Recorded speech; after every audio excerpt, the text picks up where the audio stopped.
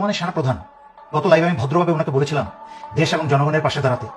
যদি উনি জরুরি অবস্থা জারি করতেন তাহলে সেটা দেশ এবং জনগণের পক্ষে হতো, কারণ জরুরি অবস্থা জারি করা মানে হচ্ছে স্বৈরাচারী শেখ হাসিনা আর ক্ষমতা নাই, কিন্তু কারফিউ জারি করা হয়েছে। একটু ব্যাকগ্রাউন্ড বলতে হয়, এই বর্তমানে সেনাপ্রধান জেনারেল ওয়াকার স্বৈরাচারী শেখ হাসিনা আত্মীয়, তার কিন্তু লেফটেন্যান্ট কর্নেল হওয়ার যোগ্যতা ছিল না। ওনার শ্বশুর সেনাপ্রধান হয়েছিলেন, সেই সুবাদে স্টাফ কলেজ করে এদিক ওদিক করে ওনাকে আমি অনেক অল্প বয়স থেকে মানে মেজর অবস্থা থেকে ওনাকে আমি চিনি। সাদা মানুষ ছিলেন, এমন কোনো ব্রেইনওয়ালা মানুষ না। কারফিউ দিয়ে বর্তমানের বাংলাদেশের ভয়ঙ্কর পরিস্থিতি থেকে দেশকে সামাল দেওয়ার মতো ক্ষমতা এবং যোগ্যতা কোনোটাই ওনার নাই। আমি অবাক হচ্ছি যে ওনার সেই যোগ্যতা না থাকতে পারে, কিন্তু বাংলাদেশের অন্যান্য ডিভিশন কমান্ডার এবং জেনারেল যারা আছেন তাদেরকে তো বেশিরভাগই আমি চিনি।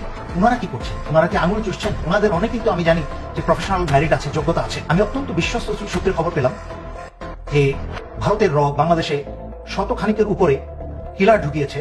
ঠিক যেভাবে বিডিআর হত্যার সময় বাংলাদেশে প্রবেশ করানো হয়েছিল, সেইভাবে বাংলাদেশে রয়ের কিলারদেরকে প্রবেশ করানো হয়েছে। শুধুমাত্র বেছে বেছে শনাক্ত করে করে ছাত্র নেতাদের এবং অন্যান্য নেতাদেরকে তারা টার্গেট করে হত্যা করার জন্য ছাত্রলীগ, যুবলীগ, পুলিশ এবং রয়ের সেই সব খুনি মিলে যা হয়েছিল 2009 সালে বিডিআর হত্যার ঘটনায়।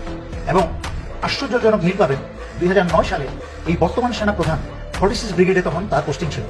তাকে আদেশ করা হয়েছিল বিডিআর 1 নম্বর গেটটাকে অস্ত্র লাগিয়ে গেটটাকে উড়িয়ে দেওয়ার, যেন সেখান থেকে সেই গেটের মাধ্যমে সেনাবাহিনীর ঝুঁকে অপারেশন চালিয়ে বিদ্রোহীদের দমন করতে পারে এবং সেনা অফিসারদেরকে উদ্ধার করতে পারে।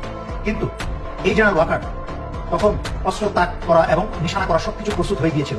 হঠাৎ করে একটা ফোন আসে, অবসরপ্রাপ্ত জেনারেল তারেক সিদ্দিকীর কাছ থেকে সেই ফোনটা আসে। তাকে বলা হয় অস্ত্র গুটিয়ে নিয়ে সেনানিবাসে ফেরত যেতে।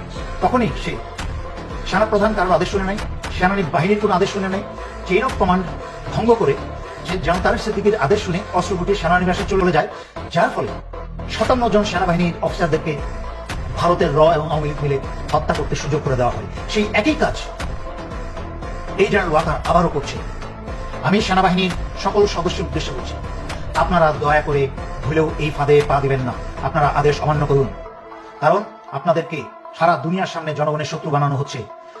রয়ের কিলাররা বাংলাদেশ সেনাবাহিনীর ইউনিফর্ম পরে, যেভাবে বিডিআর হত্যার সময় ভারতের রয়ের কিলাররা বিডিআর ইউনিফর্ম পরে বাংলাদেশ সেনাবাহিনীর 57 জন অফিসার হত্যা করেছিল, ঠিক একইভাবে রয়ের কিলাররা বাংলাদেশ সেনাবাহিনীর ইউনিফর্ম পরে বাংলাদেশের ছাত্র জনতা হত্যা করবে। হাসিনা যেন এবং ভারত যেন তার দোষ বাংলাদেশ সশস্ত্র বাহিনীর উপর চাপাতে পারে। যে কারণ আমি অনেক লাইভ আগে ব্যাখ্যা করেছি, স্বৈরাচারী শেখ হাসিনা রাজনীতিতে এসেই ছিল তার বাবা এবং পরিবারের হত্যার প্রতিশোধ নিতে, এবং সংবাদ মাধ্যমে এবং জনগণের সামনে বহু মানুষকে সাক্ষী রেখে, বিবিসিকে সাক্ষী রেখে সে বলেছিল যে রাজনীতিতে ফিরেই এসেছে তার পরিবারের হত্যার প্রতিশোধ নিতে এবং সশস্ত্র বাহিনীকে, বিশেষ করে সেনাবাহিনীকে সে ধ্বংস করে ছাড়বে।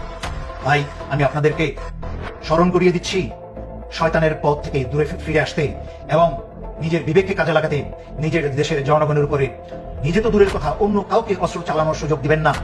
আপনারা কারফিউ থেকে জরুরি অবস্থায় ফিরে যান। সেনাপ্রধানকে প্রয়োজন আপনারা অস্ত্র ধরে বসেন, আপনারা কেউ এই কারফিউতে যাবেন না।